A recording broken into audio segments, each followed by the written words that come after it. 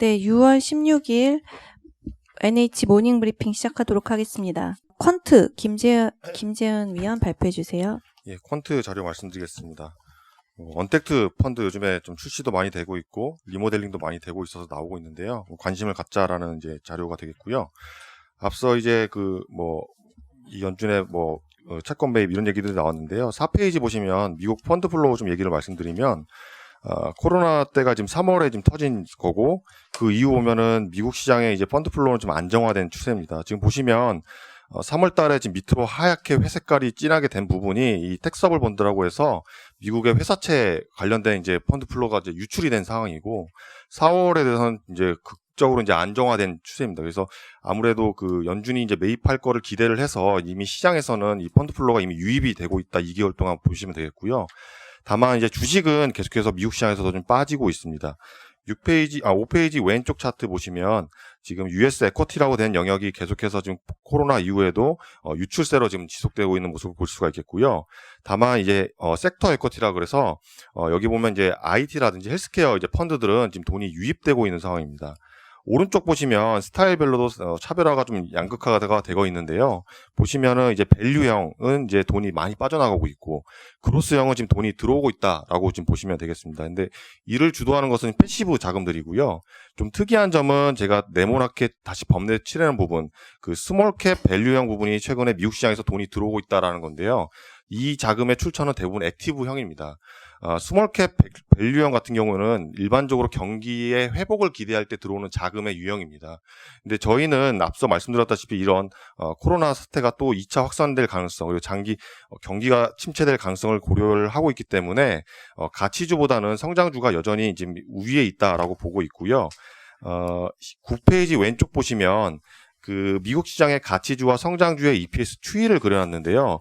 그 회색 음영 부분을 좀 주심해 보시면 이 성장주 EPS에서 가치주 EPS를 뺀 상대 강도입니다. 그래서 최근의 추세를 보시면 이 가치주 EPS나 성장주 EPS나 하향 조정이 되었지만은 성장주 EPS보다 가치주 EPS가 급격하게 하향 조정되면서 오히려 이 상대 강도는 성장주에 더 우위에 있는 환경입니다. 그래서 여전히 미국 기업이익은 가치주보다는 성장주가 우위에 있는 상황이다라고 말씀을 드릴 수가 있겠고요. 11페이지 보시면 글로벌리하게 보면은 이 성장과 가치라는 측면에서 봤을 때 이 금융위기 이후부터 이 동조화되고 있는 추세가 나타나고 있기 때문에 한국 시장도 그렇게 본다면 이런 성장주가 좀 우위에 있는 환경이 지속되지 않겠나라고 판단할 수가 있겠고요. 이미 11페이지 보시다시피 여러 하우스들이 이 가치보다는 성장형 포트폴리오를 많이 좀 선호를 하고 있습니다. 그러한 환경에 의해서 최근에는 이 언택트 4차 산업혁명 펀드가 나오고 있는 상황인데요. 12페이지 왼쪽 보시면 이 국내 주식형 기준으로는 한 4천억 정도 지금 형성이 되어 있고요. 리스트는 오른쪽 표에 보시면은 NH 아모디 4차 산업부터 해서 마이다스 신성장 포커스 이런 펀드들이 있고 최근에 이름을 바꾼 이제 펀드들로 있습니다. 이런 것들이 이제 4천억 정도 잡혀 있고 해외를 대상으로 하는 펀드도 우리나라에서 1조 가까이 되거든요. 그래서 시장이 점차적으로 커지고 있다라고 말씀을 드릴 수가 있겠고요. 14페이지 왼쪽 보시면 글로벌리 보더라도 제일 테마 펀드의 수급이 제일 강한 펀드가 이 4차 산업혁명 펀드입니다. 그래서 우리나라가 지금 들어오고 있는 자금이 결코 지금 일시적인 테마는 아닐 거다라고 판단을 하고 있고요. 15페이지 보시면 사실 테마 펀드라고 한다면 사실 좀 부정적인 의미들이 좀 많이 있는데 과거에 보면 통일 펀드, 녹색 성장 펀드 이렇게 좀 안 좋게 끝났던 펀드들이 많아서 그랬던 것 같습니다. 결국에는 이 관련 산업의 성장성이라든지 이 투자자의 관심이 중요할 것 같은데요. 지금 있는 언택트들은 이제 기업 이익이라든지 아니면 투자자의 관심이 지속됐을 수 있는 환경이 장기간 될 것으로 예상이 되고 있기 때문에 이러한 펀드들은 좀 관심을 가질만 하다라고 말씀을 드릴 수가 있겠습니다. 이상입니다. 성장 11페이지 그 운용사별 가치 성장 스포즈 이 그림 있잖아요. 네. 이 가치 성장 가치 판단 기준을 어떻게 한 거예요? 예. 저희가 분석하고 있는 한 350개 되는 공모 펀드를 대상으로 했고요. ETF나 인덱스 이런 건 제외한 거고요. 좀 뒷부분 보시면 34페이지에 정의는 적어놨는데요. 저희가 쓰고 있는 가치와 성장에 대한 이 어떤 스타일 익스포저에 대한 좀 설명을 좀 적어놨습니다. 그래서 가치는 PER이라든지 PBR 이런 것들을 쓰고 있고요. 성장 같은 경우에는 뭐 자산이나 매출액 그로스 같은 거를 이제 종목별로 데이터를 산출을 해서 그 포트폴리오가 얼마나 이 종목을 가지고 있는지를 이제 계산을 하면은 그 하우스 액티브 펀드 기준으로 이게 성장형이 많은지 가치형이 많은지를 볼 수가 있겠고요. 그럼 오른쪽에 보시면 그 아까 11페이지 오른쪽에 보시면 제일 가치형이 심한 하우스가 이제 신형, 베어링, 이제 트러스톤이 이제 대표적이다라고 볼 수 있겠고, 성장형이 센 하우스는 이제 메리츠, 한국밸류, 우리 요렇게 성장형이 좀 많이 있다라고 좀 말씀을 드릴 수가 있겠습니다. 대부분의 하우스가 이게 가치랑 성장 팩터가 반대 방향으로 표시되어 있는데 가치 또 양의 숫자를 나타내는 게 있잖아요. 네. 어떻게 하면 이런 숫자가 이렇게 좀 차별화가 되는 거예요? 저희가 일반적으로 인식하기로는 가치와 성장이 서로 이제 양극화돼서 가치 아니면 성장으로 사실 보는데요. 성장을 매기는 기준과 가치를 매기는 기준은 원래 다릅니다. 가치를 매기는 기준은 이 주가, P 부분이 들어가기 때문에 데일리마다 이제 산출을 할 수가 있는 거고요. 이제 그로스라는 부분들은 이제 뭐 어닝의 그로스 이런 거를 판단하기 때문에 일반적으로 매기는 건 다릅니다. 그래서 사실 이제 사분면으로 놓고 보면은 가치도 매력이 있고 성장도 그로스가 있는 주식을 우리가 이제 1사분면 그 차트로 보여드리면요. 예, 36페이지 그림을 보시면 되겠는데요. 그러니까 아까 가치를 매기는 기준과 성장을 매기는 기준이 서로 다르기 때문에 엄밀히 얘기하면은 이 영역으로 인해서 나눌 수 있는 영역은 최고 4가지가 지금 되겠습니다. 그래서 보면은 2, 4분면에 있는 영역이 저희가 일반적으로 말하는 성장형 포트폴리오가 위치한 포트폴리오가 될 수 있겠고요. 4, 4분면이 일반적인 이제 가치형이라고 볼 수 있겠는데요. 1, 4분면에 위치하는 것들이 이제 밸류도 있고 이제 성장도 있는 포트폴리오 할 수 있겠는데, 대표적으로 한국에서는 이제 반도체 업종, 이제 삼성전자랑 하이닉스 업종이 이 그로스도 있고 밸류도 있는 이런 종목에 속합니다. 그래서 이러한 포트폴리오가 많다면은 하우스 전체적으로는 이런 성장도 플러스, 가치도 플러스인 위치가 나올 수는 있습니다. 네, 채권 ETF 투자 전략 전병호 연구원. 네, 이번 달 채권 ETF 전략의 포인트는 이제 지방채 ETF에 투자 기회가 있다라는 점이라고 말씀을 드릴 수가 있겠고요. 지난달에 비중을 중립으로 축소해서 올렸다가 이번 달에 바로 확대로 바꿨는데요. 기본적인 배경은 미국 국채 금리가 박스권인 가운데 조금 더 안정성을 높인 포트폴리오 중에서 조금 더 금리를 높일 수 있는 방법이 뭔지에 대해서 고민이 깊어진 시기인데, 여기에 적합한 게 미국 지방채다라고 보고 있고요. 연준이 마찬가지로 지방채에 대해서 사주고 있기 때문에 단기 쪽에서는 가격 메리트가 별로 없는 상황입니다. 대신에 장기 쪽에서는 미국 국채 동일한 ETF 대비해서 한 130bp 정도 금리가 더 있습니다. 그래서 저금리 환경이 지속되는 가운데 충분히 투자할 수 있는 그런 채권 ETF다라고 보고 있어서 지방채 ETF를 비중 확대로 올렸고요.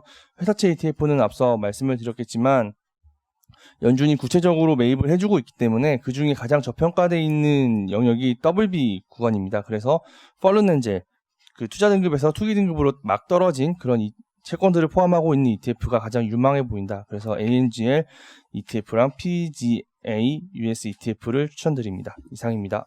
어제 연준이 이제 유통시장에서 회사채 네. 사겠다라고 했잖아요. 예. 여기 수혜받는 ETF 하나 말씀해 주세요. 지금 연준이 이번에 발표한 내용 중에서는 인덱스를 만들어서 채권을 매입을 한다고 얘기를 했고요. 인덱스는 만기랑 신용등급 조건을 충족시켜야 된다라고 했는데 구체적으로 뭐다라고 얘기를 하진 않았지만 여태까지 발표한 걸 봤을 때는 VCSH라고 해서 우량 등급 단기 회사채 ETF가 직접적으로 관계가 있을 거다라고 보고 있습니다. VCSH요. 예. 이게 5년 연준이 지금 5년 만기 이하를 사기로 했잖아요. 네. 이거 좀 이게 의미가 좀 통하나요, 이거? 네, 그러니까 단기 5년 이하 단기 투자 등급 회사채 ETF가 이제 VCSH고요. 유사한 종목들이 몇 개 더 있긴 한데 일단은 대표적인 종목입니다. 네, 다음으로 산업 기업 분석으로 넘어가도록 하겠습니다. 금융산업 발표해 주세요. 네, 오늘 저희 발간한 금융 전략 볼륨 3는 코로나 전후 이 금융산업 내 업종별 펀더멘털 변화 및 경기도나 감내 능력에 대해 비교해보는 리포트입니다. 결론적으로 종합해보면 일단 금융산업이 직면한 현실적인 과제는 패러다임 전환이라는 그런 큰 과제에 앞서 현실적으로는 일단 향후 성장 및 수익성 방어에 대한 고민이 매우 큰 것으로 판단됩니다. 리포트 5페이지 표 1번을 보시면요. 산업별 전망을 저희가 코로나 전후, before and after로 나누어서 정리를 해봤고요. 코로나 사태를 겪으면서도 산업 전망이 오히려 개선되는 섹터는 손해보험업인 것으로 추정됩니다. 상대적인 이런 경기 둔화 감내 능력은 이 금융산업 내에서 이제 손보가 우위에 있고요. 그다음 증권 그리고 은행업은 경기 민감주로 다소 좀 취약하고 마지막으로 생명보험은 저성장 저금리 부담이 상당해서 좀 취약할 것으로 보고 있습니다. 타픽 혹은 선호주는 현대해상, 키움증권, KB금융 순서로 저희가 추천을 드립니다. 섹터별로 간단하게 설명을 드리겠습니다. 일단 은행은 코로나 사태 이전에 저희의 이제 뷰가 대출 성장은 좀 미미할 것으로 2020년에 봤었고요. 거의 뭐 절벽 수준이 아닐까, 과거 몇 년치를 놓고 봤을 때 그렇게 전망을 했었고, 순이자 마진 같은 경우는 하락세를 보이다가 어느 정도 좀 이렇게 진정세로 바꿔 타는 약간 트렌드가 좀 그렇게 되지 않을까라고 예상을 했었고요. 자산 건전성 같은 경우는 지금 매우 양호한데 안정적이긴 하지만 큰 개선세를 기대할 수는 없다. 그래서 이 세 가지 요소를 합했을 때 원래 코로나 사태 이전에는 2019년 대비 20년에 소폭 감익하는 것으로 전망을 했었어요. 근데 이제 이 예상치 않았었던 이벤트로 인해서 은행 섹터에도 이제 변화가 생깁니다. 대출 성장이 예상보다 크게 나오기 시작했어요. 기업 대출 등 이런 이머전시 펀딩에 참여를 하면서 성장이 좀 세게 나왔는데 이제 문제는 그 성장이 저마진이고 향후 대손 비용을 일으킬 성장이기 때문에 저희가 긍정적으로 보고 있지는 않습니다. 순이자 마진은 예상하지 않았었던 대규모 이 금리 인하가 올해 안에 이 75bp나 떨어졌죠. 그렇게 되면서 마진 훼손이 오히려 본격화되고 올해 안에는 뭐 진정세 이런 걸 좀 기대하기는 힘들지 않을까 이렇게 생각하고 있습니다. 자산 건전성은 안정적이기보다는 이제 이렇게 급하게 나갔었던 대출에 대한 코스트가 결국에는 돌아오는 게 하반기부터 시작될 것으로 보고 있고요. 그래서 대손 비용 증가, 건전성 악화. 그래서 요 세 가지를 합해놓고 봤을 때 업계 한 평균 15% 이상 감익 예상하고 있습니다. 그래서 아까 그 리포트 5페이지 표 1번에서 보신 것 같이 오히려 별표가 줍니다. 그래서 악화되는 섹터로 저희가 말씀드릴 수 있겠고요. 이어서 정준섭 연구원 증권보험산업 코멘트 있겠습니다. 네, 선호 순서대로 먼저 손해보험부터 말씀을 드리겠습니다. 손보 같은 경우는 이제 지난번에도 말씀드렸지만 코로나19 반사이익이 예상되는 산업입니다. 상반기 같은 경우는 이제 사람들이 뭐 안 돌아다니고 또 병원도 안 가니까 자동차 손해율 그리고 장기 위험 손해율 개선될 거다라고 예상을 하고 있고요. 또 하반기 같은 경우는 이제 자동차 보험 유율 인상 효과로 손해율 개선 그리고 이제 올해 연중 내내 이제 신계약 경쟁 둔화에 따른 이제 사업비 개선까지 기대가 되고 있는 상황입니다. 지금 이제 업계 동향 돌아보면은 2분기 컨센서스보다 그러니까 시장 컨센보다 추정치가 더 올라갈 것 같습니다. 그래서 앞으로 이제 뭐 어닝에 대한 방향성도 좋다라고 보고 있고요. 지금 주가 같은 경우는 이제 살짝 슬로우한 감이 있는데 그거는 시장 자체가 좀 강세를 보이면서 좀 상대적으로 이제 뭐 차익 실현 이런 것들 좀 나왔던 것 같은데요. 앞으로 이제 주가 지수 방향이 어떻게 될지 모르겠지만 만약 시장이 조금 좀 조정이 온다라고 하면은 좀 경기 방어주로서 부각도 될 수 있을 것 같습니다. 현대해상을 이제 대표 종목으로 넣었는데요. 뭐 이제 여기에 안 들어갔지만 DB 손보 여전히 이제 선호를 하고 있고요. 나머지 이익권 손보사들도 나쁘지 않다. 뭐 삼성화재까지도 괜찮게 보고 있다. 말씀드릴 수 있습니다. 두 번째 증권입니다. 증권 같은 경우는 이제 코로나19 이제 전후를 나눠보면 사실 이제 경기 악화 우려가 커졌고요. 대신 이제 시장의 유동성은 크게 확대가 됐잖아요. 그 이제 세부적으로 보면 이제 증권업은 이제 트레이딩 같은 경우 부진을 했다. 그리고 무엇보다 IB 쪽의 불확실성이 좀 더 커졌다라고 볼 수 있을 것 같습니다. 대신 이제 시중의 유동성 확대에 따라서 거래대금이 이전과 다르게 20조, 일평균 20조 수준으로 급증을 했고요. 또 이제 금리가 빠르게 하락하면서 채권 평가액까지 같이 증가한 상태입니다. 증권업은 이제 하반기 그리고 그 이후에 업황이 뭐 좋아진다라고 말씀드리긴 좀 어려울 것 같습니다. 이제 업황 개선보다는 좀 변화된 환경에 유리한 종목 위주로 접근을 하자. 그리고 이제 주가가 많이 빠진 상태이기 때문에 향후 개선을 가정해서 이제 밸류에이션 위주의 접근이 타당하다라고 보고 있고요. 현 시점에서는 그래도 키움증권이 가장 접근하기 편안하다라고 보고 있습니다. 생명보험 같은 경우는요, 코로나 전후로 나눴을 때 일단 4차 쪽은 좋아질 것 같습니다. 그 이유는 이제 손보 쪽의 장기 위험 손해율 좋아지는 거랑 같은 이유입니다. 사람들이 병원에 좀 덜 가니까 4차 쪽의 이익이 개선되지 않겠느냐라고 보고 있고요. 대신 금리가 이제 정말 많이 빠졌잖아요. 역대 최저 수준까지 하락을 했기 때문에 2차 쪽이 뭐 과거에도 계속 부담이 있었지만 지금 부담이 좀 더 확대가 되지 않았나 이렇게 보고 있습니다. 업종 선호도는 여전히 최하위로 두고 있고요. 뭐 이거 굳이 선호 종목을 말씀드릴 필요는 없을 것 같습니다. 이상입니다.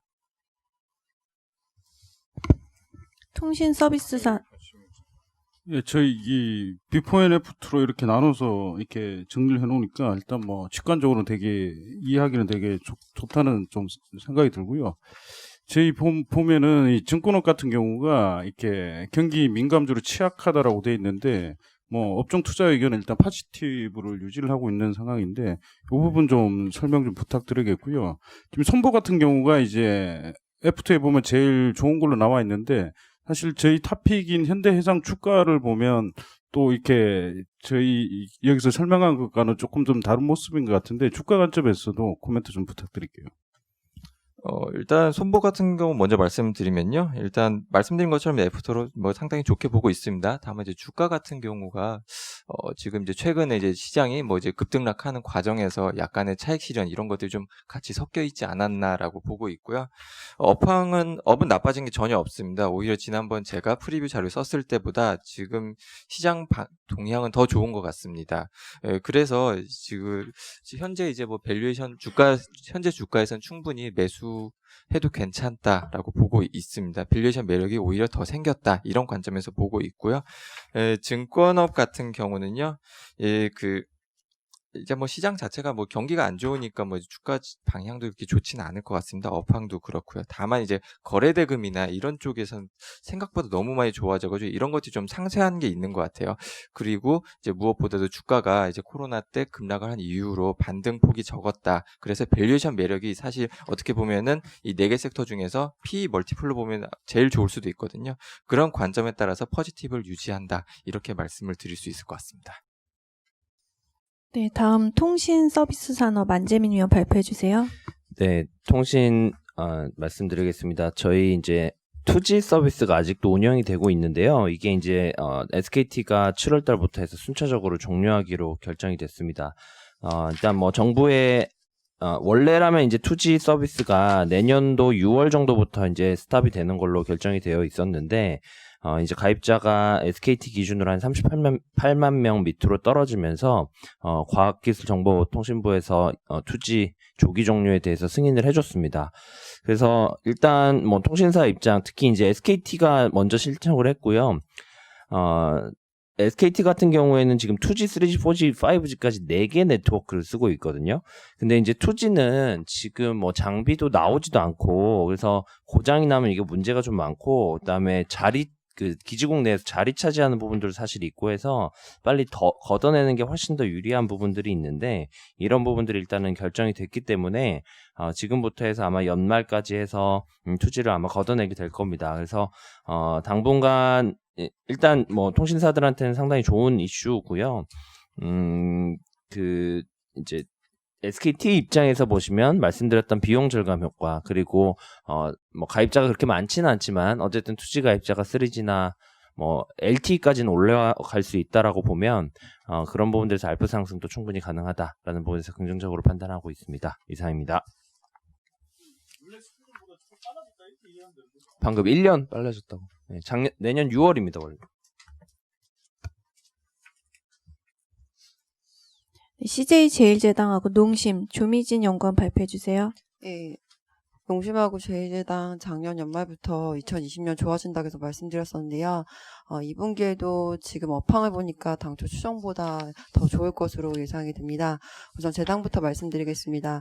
제당 같은 경우는 이제 1분기 때 코로나19로 인해서 국내 쪽에서는 좀 사재기가 심했기 때문에 2분기는 좀 수요가 감소하지 않냐라는 우려가 있었습니다. 그러나 이제 식품 부분 보게 되면은 1분기 때 식품이다 보니까 소진 많이 하신 것 같아요. 2분기에도 수요 증가세 계속 유지되는 상황이고요. 그리고 뭐 작년 연말부터 말했던 그 판촉 완화 기조도 계속 이어지면서 2분기 때가 비수기예요. 1분기하고 3분기가 설하고 추석 선물 세트 때문에 성수기고 2분기는 통상 이제 뭐 매출이나 이익이 다 낮을 수밖에 없는 분기인데 그럼에도 불구하고 전년 대비 뭐 매출이나 이익 개선세는 계속 이어질 것을 보고 있고요. 그리고 뭐 바이오 부문 같은 경우도 1분기 때 그 주요 식품 첨가제 쪽, 그러니까 사료 첨가제 쪽에 이제 그 스팟 가격이 올라오면서 이익이 굉장히 좋을 것으로 예상이 되고요.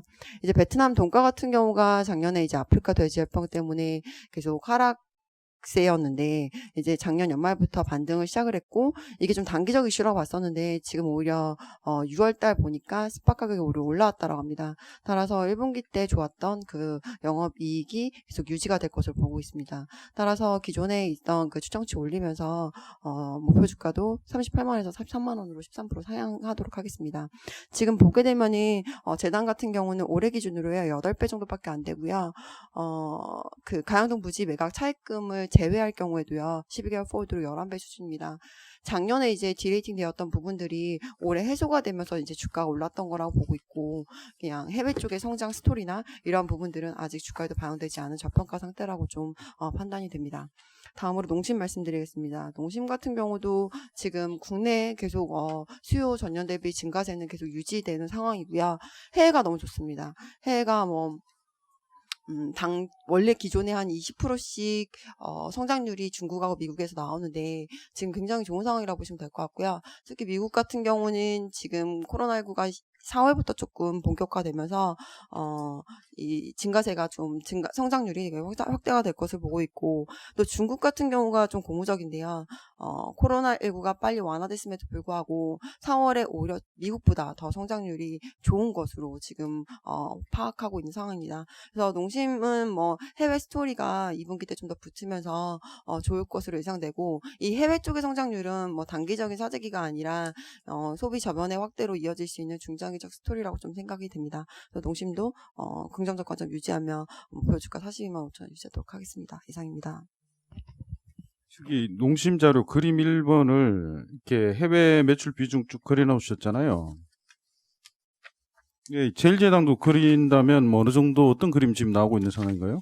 제당은 지금 슈안스 인수하면서요, 그 가공식품 부분만 보게 되면 50% 정도 되고요. 슈안스 제외도 하더라도 지금 작년 기준으로 1조 정도 됐거든요. 예, 그리고 바이오 부분은요, 거의 다 해외 쪽이라고 보시면 될 것 같고요. 생물자원 부분 같은 경우는 70%가 해외 부분입니다.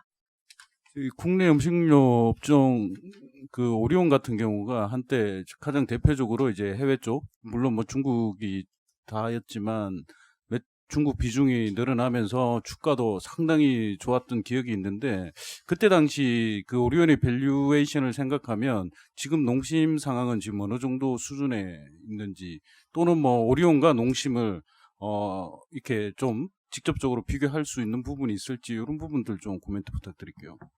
오리온하고 농심은 일단 좀 품목이 다르긴 한데요.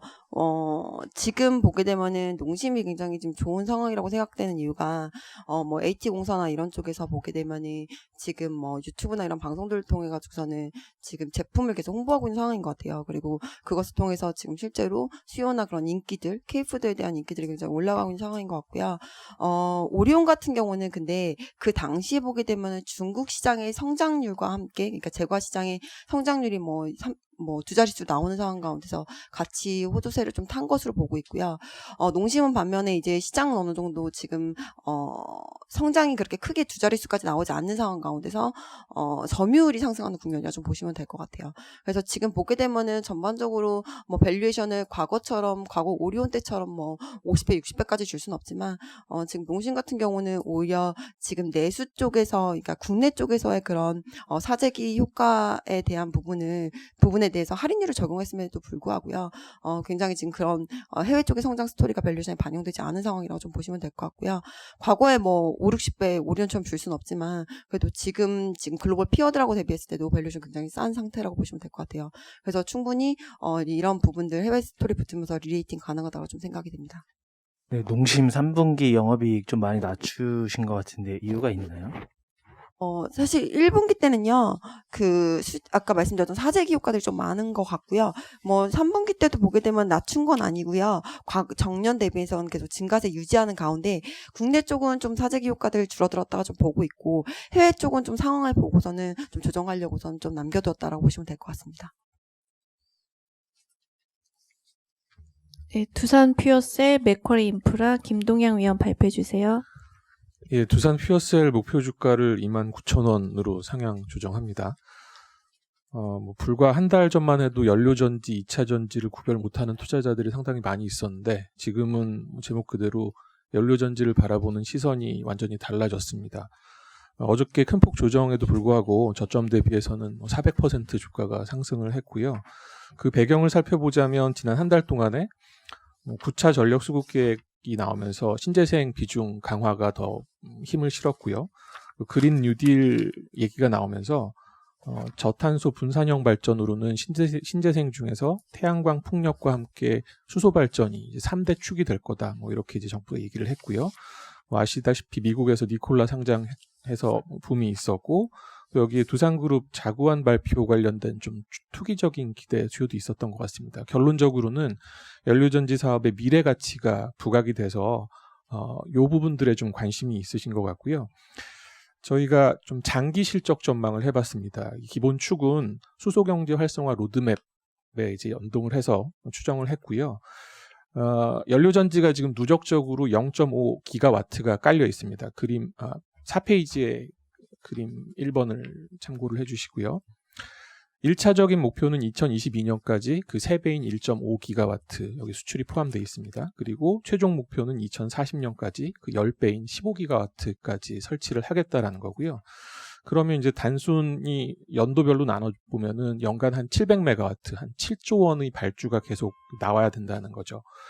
이게 일단 정상 이행이 된다는 가정하에 두산 퓨어셀이 수주 점유율 50%를 가정을 해서 매출 전망을 했습니다.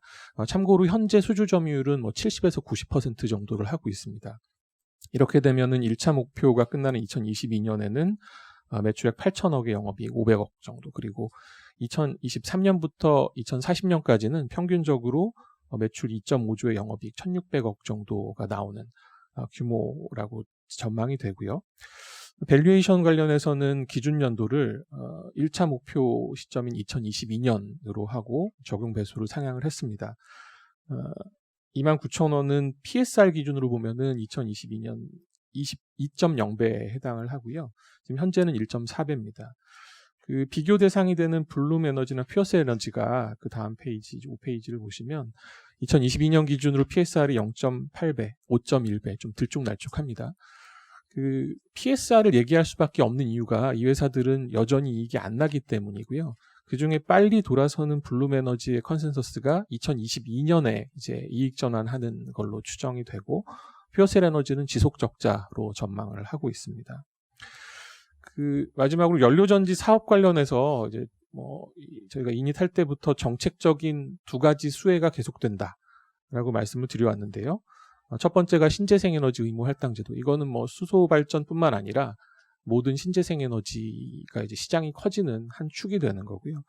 수소경제 활성화 로드맵이 두 번째인데 올해 수소법도 제정을 했습니다. 그래서 지속적으로 이제 이런 연료전지 설치 계획이 좀 현실화될 걸로 보고 있고요.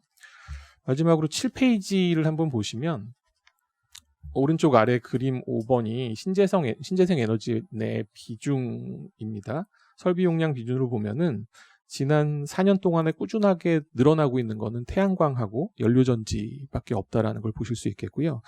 그 위에 그림 3번이 중요한데 이게 이제 전기위원회에서 매년 연료전지 발전 사업 승인한 건수하고 용량입니다.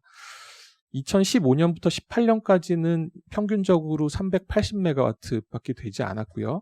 그게 수소경제 활성화 로드맵이 나왔던 2019년에 급증했습니다. 2.3기가와트가 작년 한 해 동안에 승인된 이제 프로젝트 용량이고요. 올해 보면은 580메가와트로 이제 급감해서 마치 이제 한 해만 하고 반짝한 것처럼 보이지만 실제로 그 2019년 차트에 박스 쳐진 부분이 1월부터 5월까지 2개입니다. 일반적으로 투자 의사 결정이라든가 승인이 하반기에 몰려있는 걸 감안하면 연간 2기가와트 수준으로는 레벨업이 됐다라고 볼 수 있을 것 같고요.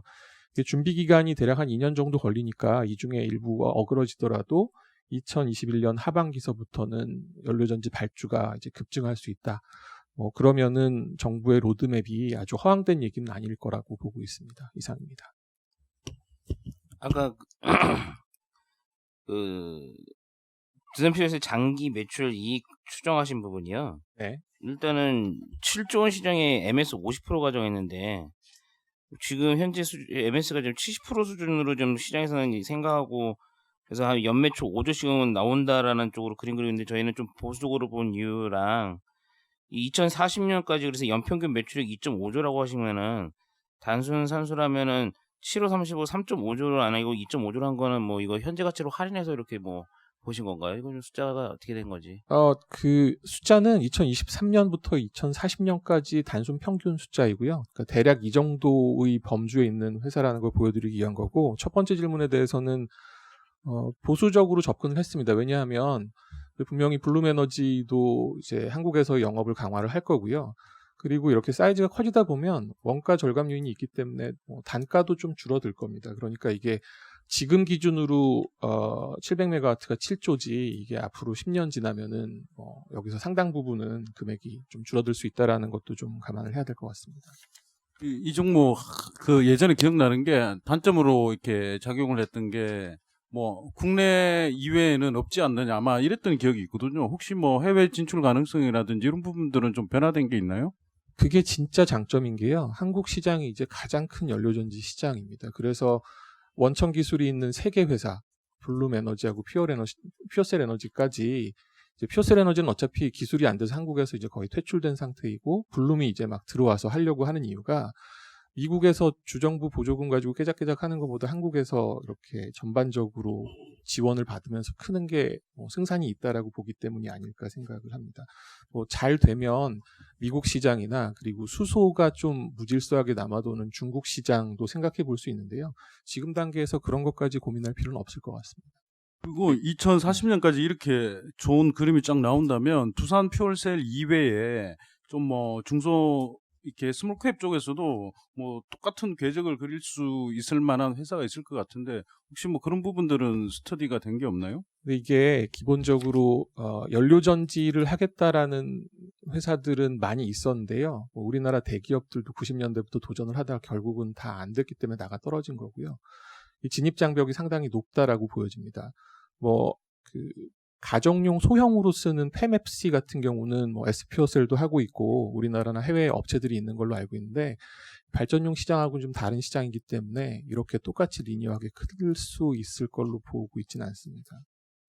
주가가 너무 급등을 해서 뭐 장기적인 그림을 보고 좀 들어가야 되는지 고민을 좀 많이 하시는데요. 과거에 보면 우리가 동양제철화, OCI 보면 뭐 정책적인 면, 성장성, 뭐 주가 급등 여러 가지 유사한 면이 많거든요. 그래서 개인적으로 그때 시나리오대로 아니면 주가만 날아가고 업황은 꺾이고 뭐 이런 스토리가 좀 달라질 수 있는지, 그리고 실적도 몇 년치를 땡겨온 것도 옛날에 보면 과거의 동양제철화 스토리랑 거의 유사하거든요. 주가 올라가면서 그런 측면에서 좀 어떻게 생각하시는지.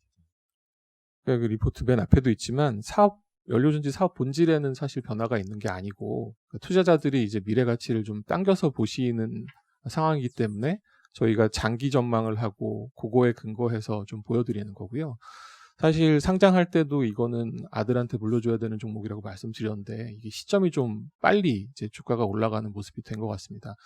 근데 이게 단순한 오버슈팅으로 보기가 어려운 게 7월 달에는 또 그린 뉴딜 관련돼서 구체적인 계획이 또 나올 것이고 이게 뉴스플로우를 봤을 때는 주가의 상승세가 이렇게 갑자기 꺾인다거나 또는 이제 말씀하신 대로 어떤 기술적인 문제나 실적적인 부진으로 인해서 뭐 찬문을 끼얹을 가능성은 좀 낮지 않나 이렇게 보고 있습니다. 이어서 맥쿼리 인프라도 잠깐 말씀드릴게요. 어저께 상반기 분배금이 360원으로 결정됐다고 공시가 됐고요. 작년 350원 대비해서는 3% 상승했습니다. 뭐 아시겠지만 그 상반기 하반기 같게 줍니다. 최소한 같게 주기 때문에 연간으로는 720원이라고 예상을 하시면 좋을 것 같습니다. 혹시 하반기에 다른 이벤트가 있으면은 소폭 올라갈 여지도 있다라고 예상하시면 되겠고요. 2033년까지 저희 전망해 놓은 걸로 보면 주당 분배금이 뭐 700원에서 1000원 사이에서 왔다 갔다 할 걸로 보기 때문에 주가가 빠지지 않는다라는 전제 하에는 뭐 연간 분배금 수익률은 상당히 좋을 것으로 전망하고 있습니다. 이상입니다. 네, 이상으로 자료 발표를 마치겠습니다.